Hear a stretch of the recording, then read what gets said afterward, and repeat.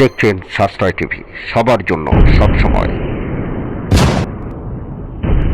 এক নজরে অধীর চৌধুরীর নেতৃত্বে পশ্চিমবঙ্গে কংগ্রেসের নির্বাচনী কমিটি, মুর্শিদাবাদে কামলার বাড়িতে ইডি তল্লাশি, দীঘায় ঘুরতে গিয়ে ধর্ষণের শিকার তরুণী, গ্রাম্য অ্যাওয়ার্ড উইনার শিল্পীর হাতে পুলিশের হাত করা, বুমরার পেস বোলিং নিয়ে গুরুত্বপূর্ণ মন্তব্য মোহাম্মদ শামির। খবর এখন। অধীর চৌধুরীর নেতৃত্বে পশ্চিমবঙ্গে কংগ্রেসের নির্বাচনী কমিটি আসন্ন লোকসভা নির্বাচনের আগে রাজ্য নির্বাচন কমিটি করল ভারতের জাতীয় কংগ্রেস। সেই কমিটির নেতৃত্বে রয়েছেন প্রদেশ কংগ্রেসের সভাপতি তথা লোকসভার বিরোধী দলের নেতা অধীর রঞ্জন চৌধুরী। প্রদেশ কংগ্রেসের সভাপতিকে নেতৃত্বে রেখে ওই কমিটিতে স্থান পেয়েছেন প্রাক্তন প্রদেশ কংগ্রেসের সভাপতি প্রদীপ ভট্টাচার্য, আবু হাসিম খান চৌধুরী, দীপা দাস মুন্সি, আব্দুল মান্নান, মনোজ চক্রবর্তী, দেবপ্রসাদ রায়, শঙ্কর মাহাতো, মায়া ঘোষ সহ মোট 28 জন কংগ্রেস নেতা। কংগ্রেসের 4টি শাখা সংগঠন যেমন ছাত্র পরিষদ, সেবা দল, যুব কংগ্রেস ও মহিলা কংগ্রেসের রাজ্য সভাপতিরাও এই কমিটিতে স্থান পেয়েছেন। এআইসিসির সাধারণ সম্পাদক সোমবার একটি প্রেস বিজ্ঞপ্তি প্রকাশ করে এই সংবাদ প্রকাশ করেন। উল্লেখ্য যে আসন্ন লোকসভা নির্বাচনে তৃণমূল কংগ্রেসের সঙ্গে কংগ্রেসের নির্বাচনী জোট বিষবাও জলে, তা স্পষ্ট দুই দলের শীর্ষ নেতৃত্বের বক্তব্য থেকে। সেখান থেকে আসন্ন নির্বাচন কংগ্রেসেও ও বামেদের জোট প্রায় নিশ্চিত বলেই মনে করছে রাজনৈতিক ওয়াকিবহাল মহলের একটি বড় অংশ। তবে সূত্রের খবর, দুই রাজনৈতিক দলের ভেতর থেকে কেউই আসন সমঝোতা ও নির্বাচনী লালবাগ থানায় খবর গেছে, এখনো প্রকাশ্যে কোনো মন্তব্য করেননি বলে জানা যায়। আর কি অন্যদিকে খোঁজ পাওয়া এআইসিসি যায় ঘোষিত তার পশ্চিমবঙ্গে অপেক্ষায়। নির্বাচনী কমিটির আসন্ন লোকসভা ভোটে রাজ্যের 42টি আসনে প্রার্থী বাছাই করবে। পাশাপাশি সেই কমিটি ঠিক করবে রাজ্যে দলের নির্বাচনী প্রচার সংক্রান্ত বিষয়গুলিও। দ্বিতীয় খবরে, মুর্শিদাবাদের কামলার বাড়িতে ইডি তল্লাশি। মঙ্গলবার বিষ্ণুপুরের সঞ্চয়ন পান নামে এক এনডিসি ডেপুটি ম্যাজিস্ট্রেটের বাড়িতে পৌঁছায়। সেই বাড়িটিতে সঞ্চয়ন ভাড়া থাকেন। সূত্রের খবর, সঞ্চয়ন পান 100 দিনের কাজ প্রকল্পে ডিস্ট্রিক্ট নোডাল অফিসার ছিলেন। এছাড়াও হুগলির এক ব্লকে বিডিও হিসেবেও তিনি কাজ করেন।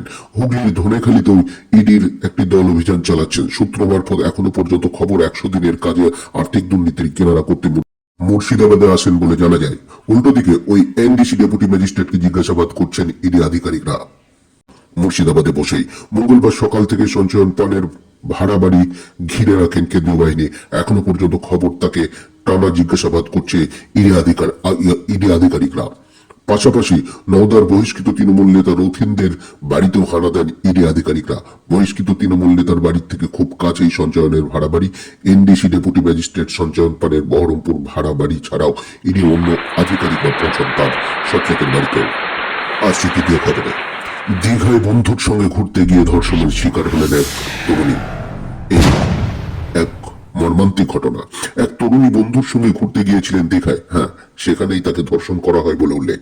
জানা যায়, তরুণীর পুরুষ বন্ধুকে গাছের সঙ্গে বেঁধে রেখে তার সামনে একাধিকবার ওই তরুণীকে ধর্ষণ করা হয় এবং তাকে নির্যাতন করা হয় বলে উল্লেখ। এই খবরে জানা যায় যে সস্তায় হোটেল পাইয়ে দেবার নাম করে অভিযুক্তরা তরুণীকে শারীরিক নির্যাতন করে। এই নির্যাতনকে ঘিরে গোটা দীঘা জুড়ে চাঞ্চল্য ছড়িয়েছে। ঘটনায় দোষীদের শাস্তির দাবি জানিয়ে দীঘায় মিছিল করেন তৃণমূল কংগ্রেস। অন্যদিকে গোটা ঘটনার সমালোচনা করেছেন বিজেপির রাজ্য সম্পাদক সুকান্ত মজুমদার।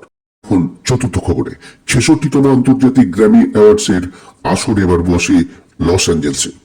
এবারই 3টি গ্র্যামি পুরস্কার পান র্যাপ সঙ্গীত শিল্পী কিলার মাইক। কিন্তু অনুষ্ঠান চলাকালীনই র্যাপ সঙ্গীত শিল্পী আপনারা দেখছেন সাশ্রয় টিভি, সবার জন্য সবসময়। থানায় কেন এখনো স্পষ্ট নয়। তবে গ্র্যামি অনুষ্ঠানের সঙ্গে কিলার এর কোনো গ্রেপ্তারির সম্পর্ক নেই বলেই স্পষ্ট করেছে ফোর্বস সূত্র। র্যাপ তারকা কিলার মাইক পুলিশ অত্যাচার ও বর্ণবিদ্বেষের ওপর প্রতিবাদী স্বর বলে আন্তর্জাতিক সংবাদ মাধ্যম সূত্রে খবর। উল্লেখ্য, রবিবার গ্র্যামির মঞ্চে Killer best rap performance best rap অংশ বিভাগে পুরস্কৃত হন। এছাড়াও বেস্ট র্যাপ অ্যালবাম বিভাগে মাইকেল শীর্ষক তার একটি অ্যালবাম পুরস্কার জিতে নেয়। উল্লেখ্য যে আন্তর্জাতিক সংবাদ মাধ্যম সূত্রে খবর, র্যাপ কিলার মাইককে পরে ছেড়েও দেওয়া হয়। আসছি আজকের শেষ খবরে। বুমরার বোলিং সম্পর্কে মোহাম্মদ শামির গুরুত্বপূর্ণ মন্তব্য। বিশাখাপত্তনমে বুমরা 9 উইকেট পেয়েছেন। ইংল্যান্ড ও ভারত দ্বিতীয় টেস্ট 1-1 করার পেছনে ভারতীয় পেসার জসপ্রীত বুমরার অবদান অনস্বীকার্য। এদিকে বুমরার 150 উইকেট নেওয়ার ক্লাবের ঘরে চলে এসেছেন। বুমরার বোলিং সম্পর্কে মোহাম্মদ শামির গুরুত্বপূর্ণ মন্তব্য।